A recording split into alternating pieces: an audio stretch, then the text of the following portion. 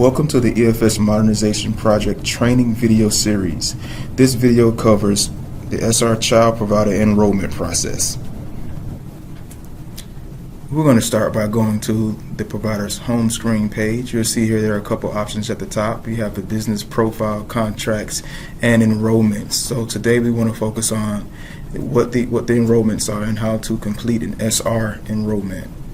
So there are two ways that a provider can receive an SR enrollment. The first way is that the coalition is able to manually complete the enrollment on their end. They can select the provider and complete the enrollment and sign for the enrollment on the provider's behalf, leaving the only loose end would be for the family to have to accept the enrollment. The other way that a provider can get an enrollment is through the coalition sending that provider an enrollment request. So we're going to look at that now. We're going to see what happens when the coalition sends an enrollment request to a provider to see if that provider is able to accept or reject that enrollment.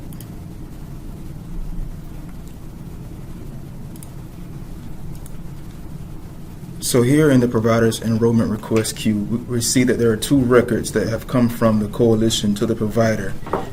You see that we have the date of birth for the child's age, but we don't have the child's name here. We don't show the child's name to keep from putting both the child's birthday and name in this request, and then for whatever reason the provider doesn't accept that request, but they may still capture that child's name and birth date. So we want to protect the child's personal information by not giving both pieces of that information prior to the enrollment being completed.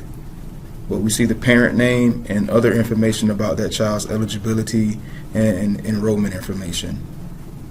And the provider has the option to either accept or reject this child's enrollment. So for training purposes, I'm going to show how the provider is able to reject. And that's basically saying, no, I don't have a room at my facility, or maybe there's a bad history with the parent and the provider doesn't want to accept this enrollment.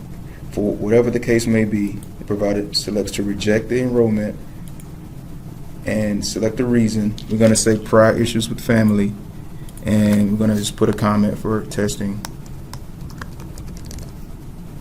and then submit to the EOC. We get a message saying that it was successfully rejected, and that record is now removed completely from the provider portal. So the provider won't have any access to that one child's information that they just rejected. So in the event that the provider wants to accept this child's enrollment, the process is just as easy. We click the accept button, and we see here that there's an anticipated start date that is blank. In the future, we're going to have it where that anticipated start date is populated by the coalition, and the provider won't be able to change it. That start date is going to control when attendance can begin to be tracked on the provider's attendance roster. So we want to have that input by the coalition, and the provider will be able to see that here when they accept the enrollment. But for now, we have to enter something, a date. So we're going to say that the child will begin attending on the current date.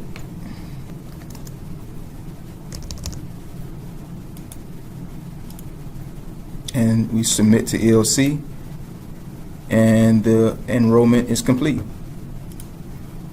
Once all of the enrollments are accepted or rejected, the queue will be empty, and in order for the provider to see their active enrollments, they will now need to go to their SR enrollments queue. And this queue will display all of the children that have been accepted by the provider. Also, you'll see now that the child name is displayed along with the birthday here, and the information that was in the request is also displayed.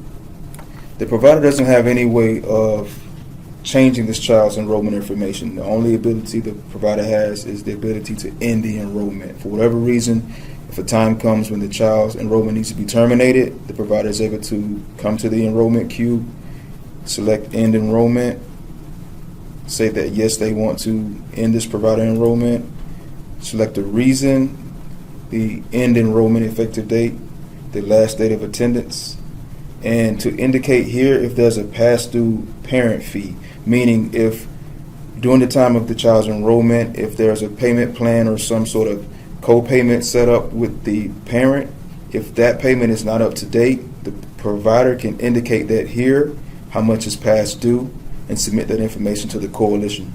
But for this training video, we're not going to terminate any of the children because we're going to use these children in the next step to show how attendance can be tracked for each child.